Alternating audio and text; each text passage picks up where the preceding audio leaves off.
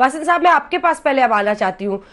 CBI जिस तरह से पूरे मामले को ले जा रही है, आप क्या उसके बारे में कहना चाहेंगे? क्योंकि सीबीआई ये कोशिश कर रही है कि पहले 14 जून को जो कुछ सवाल उठे कि उस कमरे में क्या हुआ था, उसको पहले एड्रेस किया जाए और उसके बाद से शायद वो आगे की पूछताछ, चाहे रिया चक्रवर्ती हो चाहे अन्य लोग हो, उससे ले जाना चाह रहे हैं।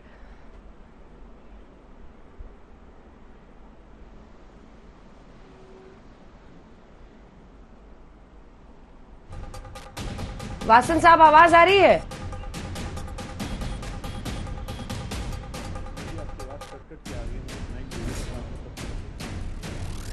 नहीं जा रही, शायद आवाज नहीं जा रही है, शायद आवाज नहीं जा रही है। नवीन चौमल साहब, आपके पास आते हुए, चारों के बयान में विरोधाभास बताया जा रहा है, खास तौर पर नीरज और सिद्धार्थ, और ये शायद बहुत बड़ा बिंदु बन सकता है और यहीं से पूरी जांच, पूरी दिशा उसकी बदल सकती है, क्योंकि ये सवाल पहले से उठ रहा है कि हत्या या फिर आत्महत्या। चौमल साहब, आई कांट हेयर, उसको ऊंचा कर दे, सुन तो लूंगा। आवाज आ रही है नवीन चौमल साहब?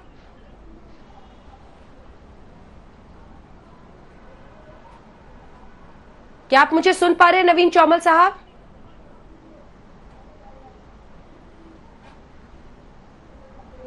चलिए ठीक है, फिर से कनेक्ट करने की कोशिश कीजिए।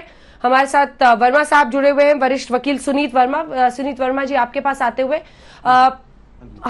आज देखिए एक बार फिर से नए सिरे से वहां पर होटल में, माफ कीजिएगा, उस घर में जाकर सुशांत सिंह राजपूत के, मैं जितना जी मैं आपको नहीं सुन पा रहा, किंतु मैं फिर भी अपनी टिप्पणी दे दूं, क्योंकि मैं बहुत देर से इंतजार कर रहा हूं। ऐसा लग रहा है कि आप, बाकी सब वक्ता की आवाज सुनाई देती है, केवल आप ही की सुनाई नहीं दे रही मुझे।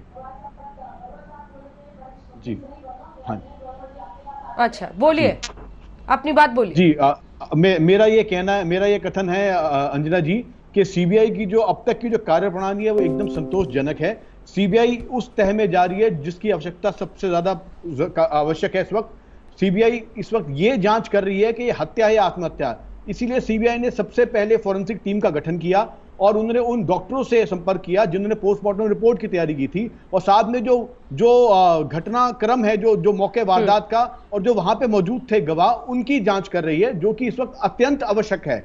इसके बाद ऑफ कोर्स अगर आवश्यकता पड़ी तो रिया से भी पूछताछ जरूर की जाएगी, किंतु ये जहां तक कुछ वक्ता ने मुझसे पहले कहा था कि उसको कस्टोडियल इंटरोगेशन की बात की थी, मैं ये बता दूं कि ये एक बहुत ही स्पष्ट कानून है कि अरेस्ट और कस्टोडियल इंटरोगेशन ये जांच अधिकारी का परम अधिकार है। जांच अधिकारी का ही परम अधिकार है ये तय करना कि उसे कस्टोडियल इंटरोगेशन चाहिए, उसे अरेस्ट चाहिए या नहीं। किंतु अब तक जो जिस तरीके से जांच चल रही है बहुत संतोषजनक है और वो बात की सच्चाई जानना चाहते हैं। अगर सुप्रीम कोर्ट का ऑर्डर भी देखा जाए, पैरा 40 में सुप्रीम कोर्ट ने ये स्पष्ट किया था कि जो ये सीबीआई को जो जांच सौंपी है वो इसलिए क्योंकि ये निष्पक्ष एजेंसी है, और वो एजेंसी है जो ना सिर्फ मृतक के परिवार को न्याय दिलाएगी, किंतु जो याचिकाकर्ता रिया है उसको भी न्याय दिलाएगी। इसलिए सीबीआई जो है एकदम निष्पक्ष जांच कर रही है, और पहले वो उन तथ्यों के सत्य को जानने के प्रयत्न कर रही है कि ये हत्या है या आत्महत्या। उसके बाद प्रश्न तो वो रिया से भी पूछे जाएंगे और जितने भी बाकी लोग जो अभियुक्त है सबसे पूछे जाएंगे। नवीन चौमल जी भी लगता है बोल रहे हैं। नवीन चौमल जी, अब आवाज आ रही है आपको?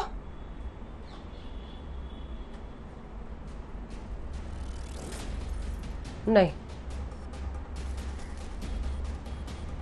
हाँ, तो आप लोग उसको रिकनेक्ट कराएं ताकि हम दोनों पक्ष के लोगों से बातचीत कर पाए।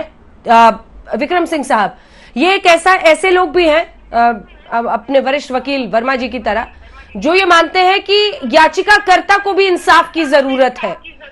वो कह रहे हैं कि रिया चक्रवर्ती को इंसाफ मिलेगा, इसीलिए सीबीआई का आना बहुत जरूरी है, जबकि रिया चक्रवर्ती कह रही थी कि मुंबई पुलिस जांच करे।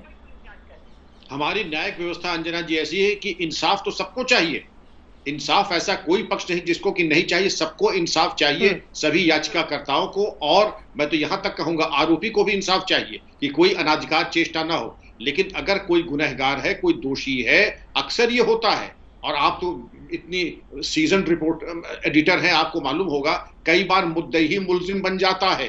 जो एप्लीकेंट होता है, जो कंप्लेनेंट होता है, वही मुलजिम बन जाता है। और ऐसे एक नहीं 10 केस मिसाल मैं आपको दे सकता हूं। तो ये कोई बचाव नहीं है कि अगर मैं कंप्लेनेंट हूं और मैं न्याय की गुहार कर रहा हूं तो न्याय तो खैर मिलेगा ही, लेकिन न्याय अगर इसमें है कि मैं दोषी हूं तो मुझे दोषी करार दिया जाए। यही न्याय की परिभाषा है कि जो दोषी है वो दोषी है, चाहे वो आवरण आवेदक का रखे या आवेदक आरोपी का रखे। लेकिन न्याय यही है कि साक्ष्य, सबूत और इंसाफ की बुनियाद पे, तफ्तीश की बुनियाद के ऊपर ये चार्जेस निर्धारित किए जाते हैं और हमारे चाहने से नहीं, केवल सबूत और साक्ष्य के आधार पर ही निर्धारण होता है कि कोई व्यक्ति आरोपी है और उसको कोर्ट के सामने पेश किया जाता है।